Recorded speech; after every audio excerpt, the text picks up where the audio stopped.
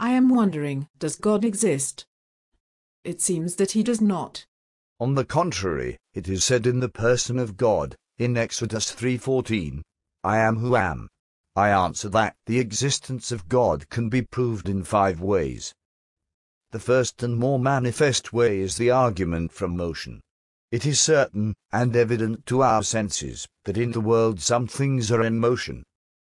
Now whatever is in motion is put in motion by another, for nothing can be in motion except it is in potentiality to that towards which it is in motion, whereas a thing moves inasmuch as it is in act. For motion is nothing else than the reduction of something from potentiality to actuality. But nothing can be reduced from potentiality to actuality, except by something in a state of actuality. Thus that which is actually hot, as fire, makes wood, which is potentially hot, to be actually hot, and thereby moves and changes it. Now it is not possible that the same thing should be at once in actuality and potentiality in the same respect, but only in different respects. For what is actually hot cannot simultaneously be potentially hot, but it is simultaneously potentially cold. It is therefore impossible that in the same respect and in the same way a thing should be both mover and moved, that is, that it should move itself. Therefore, whatever is in motion must be put in motion by another. If that by which it is put in motion be itself put in motion, then this also must needs be put in motion by another, and that by another again. But this cannot go on to infinity, because then there will be no first mover, and, consequently, no other mover, seeing that subsequent movers move only inasmuch as they are put in motion by the first mover, as the staff moves only because it is put in motion by the hand. Therefore it is necessary to arrive at a first mover, put in motion by no other, and this everyone understands to be God. The second way is from the nature of the efficient cause. In the world of sense we find there is an order of efficient causes. There is no case known, neither is it, indeed, possible, in which a thing is found to be the efficient cause of itself, for so it would be prior to itself, which is impossible. Now in efficient causes it is not possible to go on to infinity, because in all efficient causes following in order, the first is the cause of the intermediate cause, and the intermediate is the cause of the ultimate cause, whether the intermediate cause be several, or only one. Now to take away the cause is to take away the effect. Therefore, if there be no first cause among efficient causes, there will be no ultimate nor any intermediate cause. But if in efficient causes it is possible to go on to infinity, there will be no first efficient cause, neither will there be an ultimate effect, nor any intermediate efficient causes, all of which is plainly false.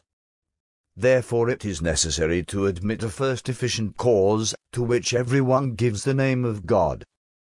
The third way is taken from possibility and necessity, and runs thus.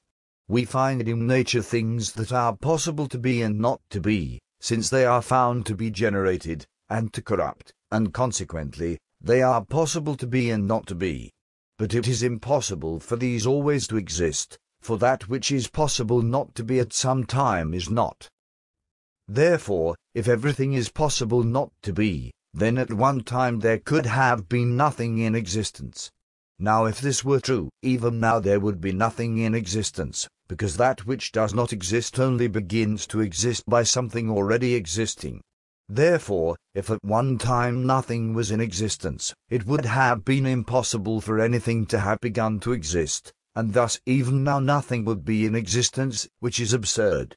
Therefore, not all beings are merely possible, but there must exist something the existence of which is necessary. But every necessary thing either has its necessity caused by another, or not. Now it is impossible to go on to infinity in necessary things which have their necessity caused by another, as has been already proved in regard to efficient causes. Therefore we cannot but postulate the existence of some being having of itself its own necessity, and not receiving it from another, but rather causing in others their necessity. This all men speak of as God.